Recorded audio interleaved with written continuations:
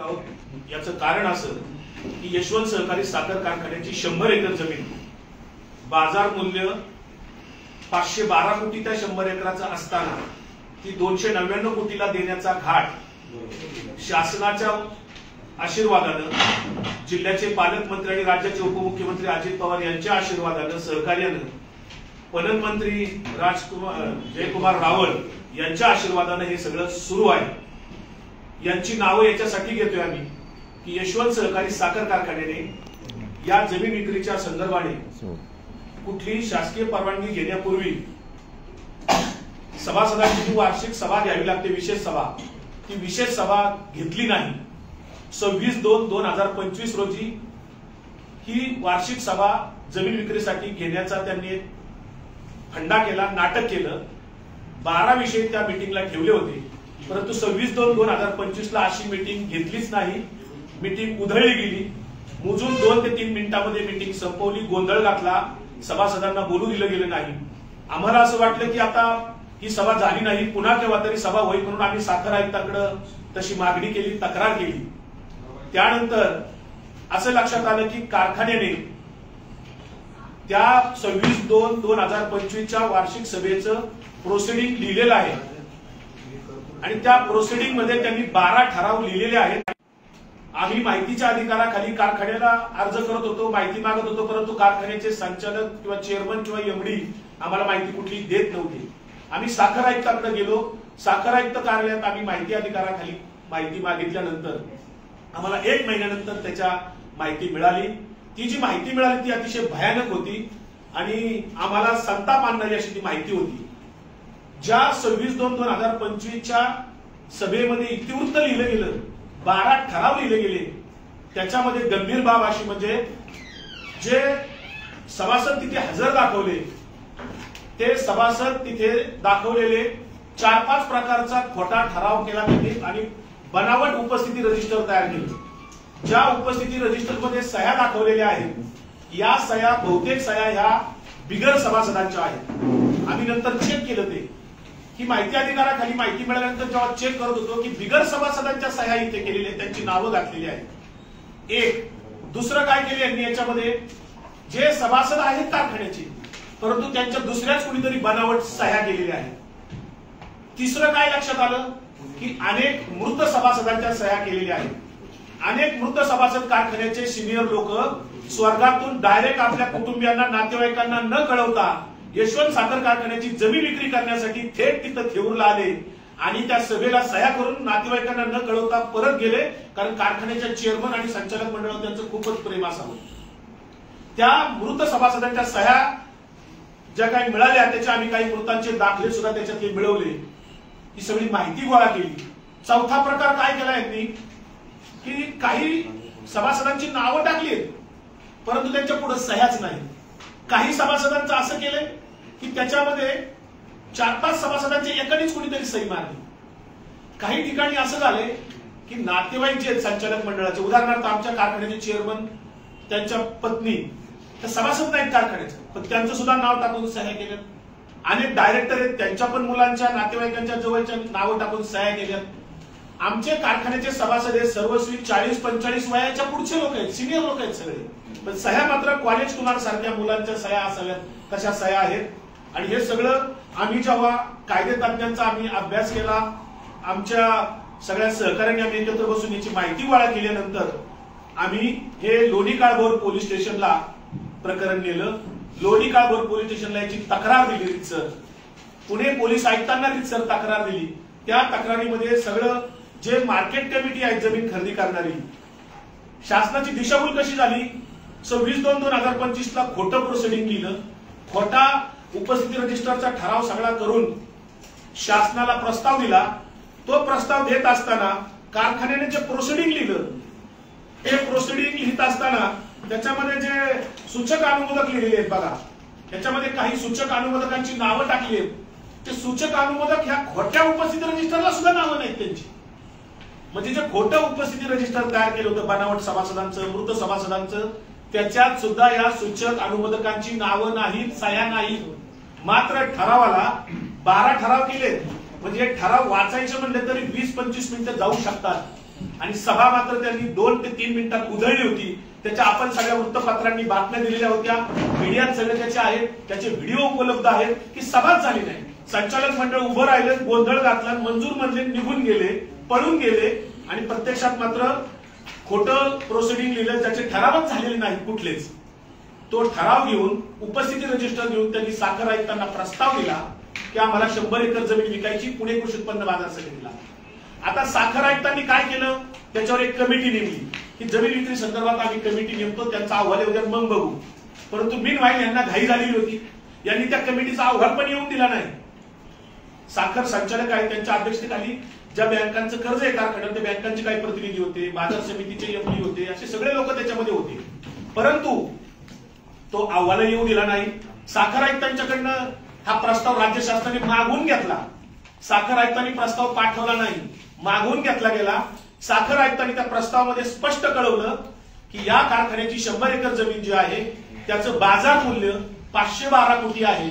याच्यामध्ये 299 कोटीला जो बाजार समितीला जमीन देण्याचा ठराव झालेला आहे, याच्यामध्ये कारखान्याचं आर्थिक नुकसान होणार आहे हे साखर आयुक्तांनी राज्य शासनाला कळवलंय. पण राज्य शासनाने काय केलं बघा, एकाच कॅबिनेटमध्ये 16 ऑक्टोबरच्या कॅबिनेटमध्ये अजितदादा पवार किंवा मुख्यमंत्री देवेंद्र फडणवीस सगळं मंत्रिमंडळ असतं. मंत्र्यांनी मंत्रिपदाची शपथ घेताना अशी शपथ घेतलेली असते की आम्ही कोणाबद्दलही आकस भाव ठेवणार नाही किंवा कोणाबद्दलही ममत्व भाव ठेवणार नाही. पण याच राज्य मंत्रिमंडळाने त्याच मीटिंगमध्ये एकाच पहिल्याच कॅबिनेटमध्ये त्या यशवंत सहकारी साखर कारखान्याबद्दल आकस भाव ठेवला आणि त्यांना सांगितलं 100 एकर जमीन तुम्ही विका. आणि त्याच मीटिंगमध्ये पुणे जिल्ह्यातले शेजारच्या तालुक्यातले भोर तालुक्यातले संग्राम थोपटे भाजपामध्ये गेले म्हणून त्यांच्या राजगड साखर कारखान्याला अडचणीत असताना 467 कोटी रुपये पात्र नसताना राज्य सरकारने दिले. तिथं मात्र ममत्व भाव दाखवला, कारण संग्राम थोपटे हे बीजेपीतून आले, प्रवेश केला. आम्ही आमच्या साखर कारखान्याच्या चेअरमन आणि संचालक मंडळाला म्हणालो, जर बीजेपी मध्ये प्रवेश केल्यावर पैसे मिळत असतील कारखान्याला तर तुम्ही सुद्धा एका मिनिटात सगळेजण प्रवेश करा बीजेपी मध्ये आणि पैसे मिळू द्या कारखान्याला. आपली गरज तर थोडीची 70-80 कोटीची, आपल्याला काही 400-500 कोटी लागत नाही. परंतु कारखान्याचे चेअरमन जे सुभाष चंद्रकांत जगताप आणि पुणे बाजार समितीचे सभापती आहेत प्रकाश चंद्रकांत जगताप, हे दोघं सख्खे भाऊ आहेत. प्रकाश चंद्रकांत जगताप जे मार्केट कमिटीचे सभापती ते थोरले आहेत आणि धाकटे सुभाष चंद्रकांत जगताप आहेत. हे दोघं सख्खे भाऊ अजितदादांकडे सारखे वारंवार जातात, राहुल कुलांची मदत घेऊन फडणवीसांकडे जातात आणि तिथे जाऊन या दोघा भावांनी आपसात करार केला. सध्या पुण्यामध्ये जे प्रकरण गाजतंय की नोटरीवर व्यवहार करायचे 500 रुपयाच्या स्टॅम्प पेपरवर, मुद्रांक बुडवायचा, स्टॅम्प ड्युटी बुडवायची, जो काही फंडा नवीन निघालाय तोच आमच्या पुणे कृषी उत्पन्न बाजार समितीने, हे बघू शकता तुम्ही, 500 रुपयाच्या नोटरी स्टॅम्प पेपरवर फक्त 299 कोटी रुपयाचा व्यवहार केला, ज्याच्यामध्ये या दोघा भावांनी एकमेकाला मार्केट कमिटी लिहून घेणार आणि साखर कारखाना लिहून देणार. साखर कारखान्यातर्फे लिहून देणार कोण कोण आहे? कारखान्याचे chairman Subhash Chandrakant Jagtap, vice chairman Kishor Undre आणि कारखान्याचे कार्यकारी संचालक कैलास जरे, या तिघांनी लिहून दिले. आणि बाजार समितीमध्ये लिहून घेणार कोण आहे? तर बाजार समितीचे सभापती प्रकाश चंद्रकांत जगताप, व्यापारी प्रतिनिधी गणेश घुले, मागासवर्गीय प्रतिनिधी नानासाहेब आबनावे आणि साक्षीदार आहेत माथाडी कामगारांचे संचालक असलेले संतोष नागरे साक्षीदार आहेत. पण बाजार समितीचे सचिव जे राज्य सरकारचे कर्मचारी आहेत, क्लास 1 ऑफिसर आहेत, डीडीआर आहेत, ते राजाराम धोंडकर सचिव मात्र या एमओयू वर सही करत नाही. 500 रुपयाच्या नोटरीच्या एमओयू वर 299 कोटीचा व्यवहार झाला. मार्केट कमिटीने तात्काळ विनाविलंब 36 कोटी 50 लाख रुपये कारखान्याला आरटीजीएस केले. या कारखान्याने जी जमीन खरेदीच्या बाबतीत 36 कोटी 50 लाख पाठवले त्या बाजार समितीला पणन संचालकांकडनं पणन मधलं कलम आहे 12(1) प्रमाणे जमीन खरेदी करण्यासाठी मंजुरी लागते. परंतु पणन संचालकाची कुठलीही मंजुरी पुणे कृषी उत्पन्न बाजार समितीला आज तागायत नाही, या क्षणापर्यंत नाही. किंवा राज्य सरकारचं कुठलंही पत्र, कुठलाही आदेश, कुठलीही सूचना बाजार समितीला नव्हती, आजपर्यंत नाही. शासनाने जो GR काढून यांना कारखान्याला कळवलं की तुम्हाला जमीन विक्री करण्याची परमिशन आहे, त्या GR मध्ये राज्य सरकारने स्पष्ट म्हणलंय, आमची जी 6 महिन्यापूर्वी 8 महिन्यापूर्वी एक याचिका हायकोर्टामध्ये रिट पिटिशन आहे, त्या रिट पिटिशनचा क्रमांक 5270/2025 हा त्या GR मध्ये शासनाने घातलाय आणि यांना सांगितलंय की या न्यायालयाच्या निकालास अधीन राहून व्यवहार करावा आणि जर याच्यावर काय परिणाम झाले निकालानंतर तर त्याला सर्वस्वी मार्केट कमिटीचं संचालक मंडळ आणि कारखान्याचं संचालक मंडळ सर्वस्वी जबाबदार राहील। या GR ची प्रत सुद्धा बाजार समितीला आलेली नव्हती किंवा त्या GR च्या अनुषंगाने कुठलाही आदेश पणन संचालकाचा आलेला नव्हता। साखर आयुक्तांच्याकडे मार्फत तिकडे कारखान्याला कळवलं की तुम्हाला जमीन विक्रीची परमिशन मिळाली। वास्तविक सहकारी संस्थांमध्ये कुठलीही प्रॉपर्टी जर काही विकायची असेल, एक खेळा जरी विकायचा असेल तर त्याचा लिलाव करावा लागतो, यशवंत टेंडर काढावं लागतं, जाहीर टेंडर। यशवंत सहकारी साखर कारखाना 15 वर्ष बंद आहे। महाराष्ट्र राज्य सहकारी बँकेने आमचा कारखाना लुटला, 15 वर्ष राज्य सहकारी बँकेने कारखाना ताब्यात घेतला, तिथे 30 कोटीची मशिनरी आमची चोरी गेली आहे। राज्य सहकारी बँक कोर्टामध्ये आपला से देत नाही। ही सगळं प्रकरण तिकडे पेंडिंग असताना या दोन भावांच्या संस्थांनी, सुभाष चंद्रकांत जगताप हे चेअरमन साखर कारखान्याचे, प्रकाश चंद्रकांत जगताप हे मार्केट कमिटीचे सभापती, या दोघा भावांनी काही आपल्या मर्जीतल्या संचालकांना हाताशी धरून अजितदादांचा आशीर्वाद घेत, पणन संचालकांचा आशीर्वाद घेत तोंडी आदेशावर हे सगळे व्यवहार केलेले आहेत। आम्ही जेव्हा त्यांच्याशी चर्चा केली, मार्केट कमिटीचा एक संचालक तिथं आम्हाला म्हणाला, आम्हाला अजितदादांनी सांगितलंय करायला। मला नवल वाटतं, अजितदादांना सुद्धा आम्ही सर्व पत्र व्यवहार केलेला आहे, ही सगळी माहिती पाठवलेली आहे। पणन मंत्र्यांना सगळी माहिती मी समक्ष भेटून 3 वेळा दिलेली आहे, मुख्यमंत्री कार्यालयाला दिलेली आहे। असं असताना अजितदादा पवारांनी या व्यवहाराला का पाठिंबा दिला, का पाठबळ दिलं, हा आमचा अजितदादांना सवाल आहे। कारण या व्यवहारामध्ये बाजार मूल्य आमच्या थिऊरच्या कारखान्याचं 512 कोटी आहे। हे कारखान्यानेच व्हॅल्युएटर नेमला होता, त्या व्हॅल्युएटरचा तसा अहवाल आहे, ते काय आमची किंमत नाहीये। मग 512 कोटीवरून 299 कोटी म्हणजे जवळपास 200-250 कोटीचं आमच्या थिऊरच्या साखर कारखान्याचं म्हणजे अप्रत्यक्ष सभासदांचं, शेतकऱ्यांचं नुकसान झालेलं आहे। वास्तविक या सगळ्या कारभाराला पाठबळ देणाऱ्या अजितदादांना, मुख्यमंत्र्यांना, महायुतीच्या सरकारला, मंत्रिमंडळाला आम्ही सवाल करतोय, तुम्ही तिकडे एक राजगडच्या कारखान्याला वेगळा न्याय दिला, तिकडे ममत्व भाव दाखवला, थिऊरला मात्र जमीन विकायला सांगता तीही बोगस ठरावाच्या आधारे बनावट कागदपत्र बनवली, बनावट मीटिंग दाखवली, खोट्या सह्या केल्या, फोर्जरी केस केली। त्याच्यावर आम्ही आता पोलीस आयुक्ताकडे पाठपुरावा करतोय। लोणी काळभोर पोलिसांनी आमचे जबाब नोंदवलेले आहेत। आज 10 दिवस झाले, 6 तारखेला आम्ही हा अर्ज दिलेला आहे, रितसर पुराव्यानिशी सगळं आम्ही सादर केलेला आहे। हा पोलीस आयुक्तांकडे अर्ज आहे।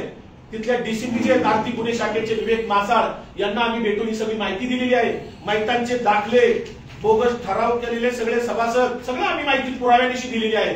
आता आम्ही वाट बघतोय या दोन्ही संचालक मंडळावर हा गुन्हा कधी दाखल होणार आहे।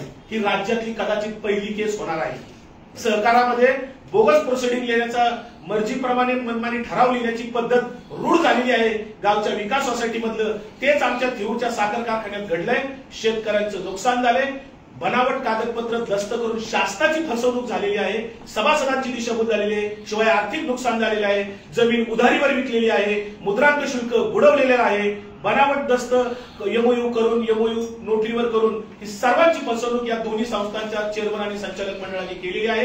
पोलीस आयुक्त आणि गृह विभागाला आम्ही हात जोडून विनंती करतो, तात्काळ आपण याच्यावर फौजदारी गुन्हे BNS कलमानुसार याच्यात दाखल करावेत आणि या दोन्ही संस्थांच्या संचालक मंडळाची चौकशी त्यांना अटक करावी आणि त्यांना कुणी कुणी साथ दिली, कुणी कुणी त्यांना आदेश दिले त्यांचे नंबर सुद्धा तपासावेत, कुणी हे करायला सांगितलं त्यांची सुद्धा चौकशी तात्काळ करण्यात यावी, ही आमची मागणी आहे।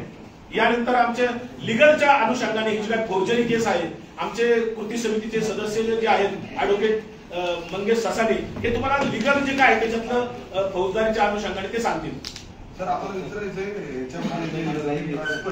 याला तर मंत्रिमंडळाची मान्यता आहे, म्हणजे सरकार जबाबदार आहे याच्यामध्ये तेच मी आपल्याला सांगितलं की मंत्रिमंडळाचा ठराव जो आहे तो मंत्रिमंडळाचा ठराव जर आपण बारकाईने अभ्यासला तर ते स्पष्ट सांगतायत की 5270 रिट पिटिशन जे आहे, 5270/2025 हायकोर्ट मधली रिट पिटिशन त्या न्यायालयाच्या निकालाला अधीन राहून व्यवहार करावा। इकडे कोर्टात हजर आहेत, बाजार समिती हजर आहे, कारखाना हजर आहे, राज्य बँक हजर आहे, सरकारचे वकील हजर आहेत. मग ही 6 महिने सुनावणी तिकडे चालू असताना कोर्टाने सुद्धा लेखी ऑर्डर केलेली आहे की तुमच्यावर निकाल बंधनकारक राहील, लेखी आदेश आहे सगळ्यांना. मग राज्य सरकारने सुद्धा तसंच कळवलं यांना. पण यांची दिशाभूल झालेली आहे कारखान्याच्या संचालक मंडळाची, मार्केट कमिटीच्या संचालकांची. त्यांना असं वाटलं आम्हाला परमिशन मिळाली, परमिशन मिळालेलीच नाही. GR स्पष्ट सांगतोय की न्यायालयाच्या निकालाला अधीन राहून, आणि जर काय परिणाम झाले तर त्याला दोन्ही संचालक मंडळ जबाबदार राहील, शासन कुठेही जबाबदार याला राहत नाही. पण तोंडी आदेश अजितदादांनी दिलेत असं आम्हाला मार्केट कमिटीचे संचालक सांगतात. आणखी काय प्रश्न असेल? अजित पवारांना जबाबदारी राज्य सरकारने फार पवारांनी जसं महसूल बुडवलं तिथं नाही. याच्यामध्ये आपण बघतोय आता की जो तो प्रकार याचा मुंडव्याच्या जागेचा झाला, तसंच पुणे हे लँड ग्रॅबिंग आणि या जागेच्या भ्रष्टाचाराची राजधानी होते का एकंदरीत हे सगळं दिसतंय. ह्या यशवंत सहकारी साखर कारखान्यामध्ये एकूण 25,000 पेक्षा जास्त सभासद आहे. सर्व सभासदांचं म्हणणं असं होतं याच्यामध्ये की तुम्ही इथं ऊसाचं क्षेत्र किती आहे हे बघावं, त्यानंतर त्याच्यामध्ये काय करता येईल, तुम्हाला आता देणी किती आहेत. तर ही 100 एकर जमीन आज तिची जर बाजार मूल्य जर 512 कोटी असेल आणि जर मार्केट रेट जर पाहिला तर तो त्याच्यापेक्षा आणखी जास्त असेल. तर अशा पद्धतीने या कारखान्याचा चेअरमन, त्याचा सक्का भाऊ एपीएमसी मार्केटचा सभापती, हे दोघं जण MOU वर, म्हणजे आज 300 कोटीचा व्यवहार, तो सरकारचा महसूल किती बुडवला जातोय. त्यांच्यातल्या काही संचालकांनी हरकत घेतलेली एपीएमसी मार्केटच्या की आम्हाला हा आमच्या समोर ड्राफ्ट ठेवलेला नाही. त्यामुळे या सर्वांनी मिळून एकूण 44 जण आहेत, साखर कारखान्याचे संचालक आणि पदाधिकारी आणि एपीएमसी मार्केटचे पदाधिकारी, यांच्या विरोधात आम्ही ही तक्रार केलेली आहे. यांनी सर्वांनी संगनमत करून गुन्हेगारी गट रचलाय, आर्थिक मोठा हा गुन्हा केलाय. याच्यामध्ये सर्वात महत्वाचं म्हणजे याच्यामध्ये यांनी फोर्जरी केली, 420 केली. याच्यामध्ये भारतीय न्याय संहितेची ही कलम परफेक्ट लागतात. कलम BNS कलम 3/5 62, BNS 106, BNS 218, BNS 316, BNS 317, BNS 336, 338 या कलमांतर्गत लवकरात लवकर यांच्यावर गुन्हा दाखल करून याची चौकशी करावी, यांना अटक करावी आणि ही जी या 25,000 पेक्षा जास्त सभासदांच्या मालकीच्या कारखान्याची जमीन आहे ती वाचवावी. यासाठी आम्ही आज पत्रकार परिषद आयोजित केलेली आहे. याला कुणाचा राजकीय पाठिंबा असेल, वर्चस्व असेल तर हे पोलिसांनी शोधावं. असं जर सहकारामध्ये जर प्रत्येक आता या सहकार संस्था जर अशी लुटायला लागल्या तर महाराष्ट्रामध्ये सहकार संपून जाईल आणि राजकीय नेत्यांचे जे लागेबांधे असलेले जे कोणी पदाधिकारी असतात याच्यामधनं करोडोची मलाई एक हातात आहे. दुसऱ्या बाजूला पुणे कृषी उत्पन्न बाजार समितीमध्ये अनेक घोटाळे चालू आहेत. पणन मंत्र्यांनी सभागृहात चौकशी लावण्याचे आदेश दिले, सूचना केली, पण पणन मंत्र्यांचे आदेश सुद्धा बाजार समितीने पायदळी तुडवलेले आहेत. पणन संचालक रिटायरमेंटला आल्यात विकास रासाळ, त्यांनी अद्यापर्यंत चौकशी केली नाही. DDR तिथं त्या भ्रष्टाचारात सामील आहेत. म्हणजे बाजार समिती इकडे एका प्रचंड मोठ्या घोटाळ्यात अडकलेली आहे. याची चर्चा वेगवेगळ्या वर्तमानपत्रात वेगवेगळ्या माध्यमातून सुरू आहे. सभागृहात त्याची चर्चा झाली. ती बाजार समिती कर्ज काढून आता जमीन घेणार आहे, कर्ज काढले अक्षरशः त्यांनी. बाजार समितीतल्या कर्मचाऱ्यांचा आता पगार होणार नाही पुढच्या महिन्यापासून, अशी स्थिती आता. आणि सर्वात महत्वाचं म्हणजे कोणत्याही प्रकारच्या कोणत्याही अशा सहकारी निमसहकारी संस्थेला जर कुठली गोष्ट खरेदी करायची असेल, विक्री करायची असेल तर त्यांना टेंडरिंग प्रोसेस करावी लागते, ओपन बिड मागवावी लागते. त्यानंतर मग तिथं जे इच्छुक असतात ते त्याची बोली लावतात. इथं फक्त त्यांनी एकच केलंय की आम्हाला फक्त त्यांचं रेड कार्पेट फक्त बाजार समितीलाच काय, याच्यामध्ये मूळ शंका आहे. तुम्ही एकाच संस्थेला बाजार मूल्यापेक्षा 200 करोड कमी किमतीने ही जागा 100 एकर जागा विक्री करताय. याच्यामध्येच नक्की समजून येतंय तुमचा सख्खा भाऊ एकाकडे, सख्खा भाऊ इकडे कारखान्याचा चेअरमन, सख्खा भाऊ इकडे सभापती. त्यामुळं याच्यामधनं बाजार समिती मधले पैसे तिकडे लावायचे, कारखान्याचा मग परत हे 300 कोटी आले तो भ्रष्टाचार वेगळा परत. त्यामुळं ही सहकारी सगळे कारखाने सहकारी संस्था हे भ्रष्टाचाराची पूर्ण होतात आहे. आणि याचं उत्तम उदाहरण हे आता यशवंत साखर कारखान्याचं हे प्रकरण आहे. तर याच्यावर आपल्या चॅनलच्या माध्यमातून राज्य सरकारने याच्यामध्ये जे कोण जबाबदार असतील, पणन मंत्री, सहकार मंत्री यांनी सर्वांनी याच्यामध्ये लक्ष घालावं. पोलीस आयुक्तांना आम्ही अर्ज दिलेला आहे पोलीस आयुक्तांनी हे प्रकरण 6 तारखेला अर्ज दिलेला आहे. पोलीस आयुक्तांनी हे प्रकरण इकॉनॉमिक ऑफेन्स विंग याचा तपास चालू आहे. त्याचा आमच्या आता जबाबाला आम्हाला बोलवलेलं आहे. गुन्हा दाखल व्हायची आता प्रोसेस चालू होईल आणि त्यांनी गुन्हा दाखल करावा, कुणाला सोडू नये. किती मोठा कुठनं वर्ण याच्यावर जर दबाव आला तर या दबावाला बळी न पडता, कारण की जर या कारखान्याच्या जमिनी संदर्भात जर हे झालं तर अशीच प्रकरणं महाराष्ट्रामध्ये सगळीकडे होतील. या संदर्भामध्ये आमच्या या सर्व सभासदांचा आणि या आमच्या कमिटीचं एकच म्हणणं आहे की सहकार टिकला पाहिजे. या कारखान्याची जी एवढी अनमोल जमीन आहे त्याच्यामध्ये आमचे जे काय आम्हाला जर आता तिथे शेती कमी झाली असेल तर शेतीपूरक वेगळे काय व्यवसाय करता येतील, आणखीन काय करता येतील, अशा पद्धतीचा आम्ही याच्या बाबत विचार करतोय. त्यामुळं हे जे दोषी आहेत आणि यांनी जे मयत माणसांच्या तिथं उपस्थिती दाखवून खोट्या सह्या केल्यात, ही एकदम परफेक्ट फोर्जरीची 420 ची आर्थिक गुन्ह्याची केस आहे. जे याला जबाबदार आहेत तत्काळ यांच्यावर गुन्हा दाखल करून यांना अटक करावा अशी आम्ही मागणी करतो. या संदर्भात पुणे पोलीस आयुक्तांच्यावर राजकीय दबाव येऊ शकतो अशी आम्हाला शक्यता आहे. आम्ही तिथले जे आयोग आहे त्याचे तपास अधिकारी कैलास करे पोलीस इन्स्पेक्टर त्यांना काल मी स्वतः भेटलेलो आहे, डीसीपींना भेटलेलो आहे.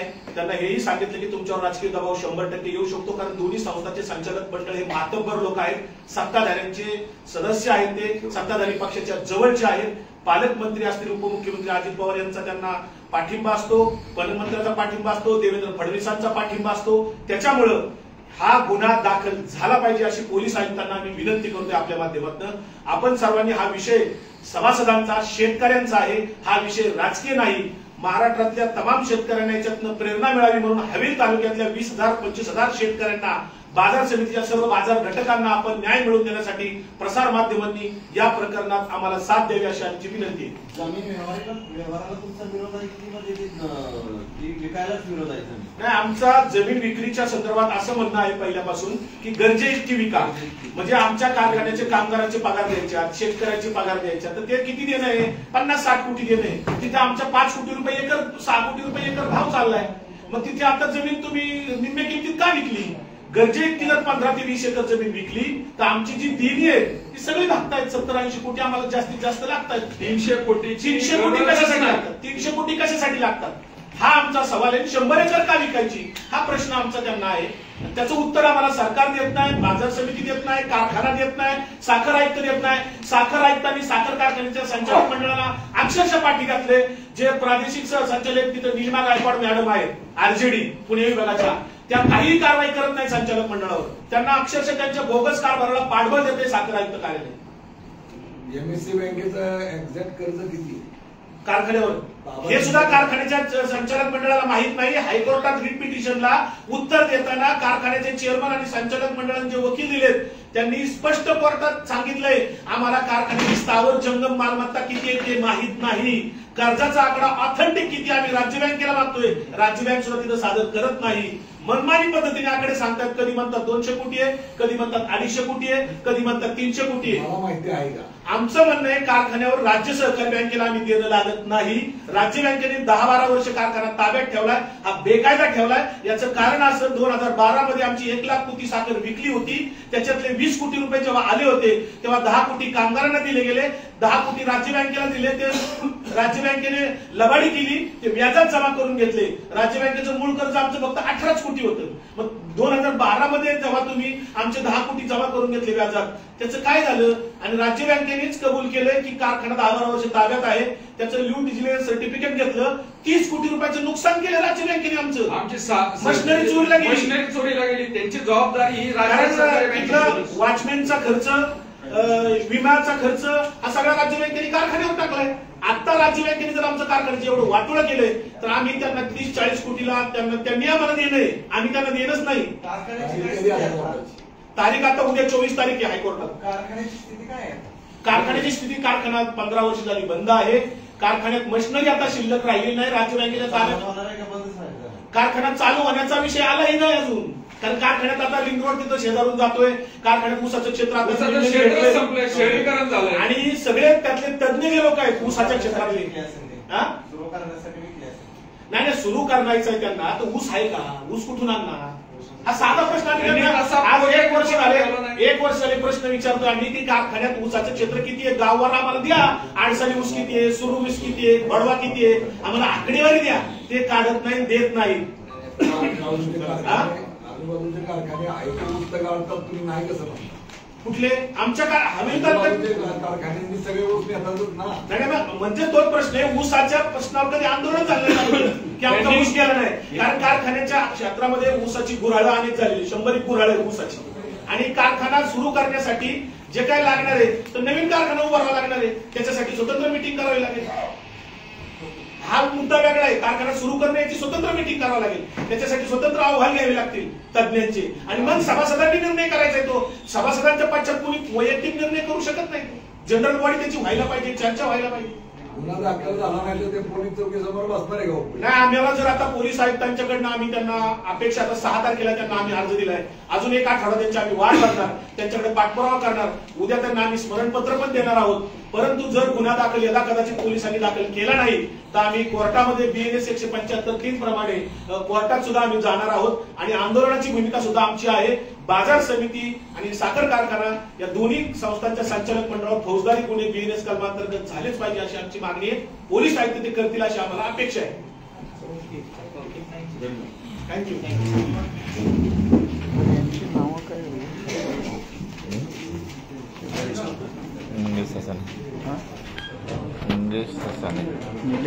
मंगेश ससाने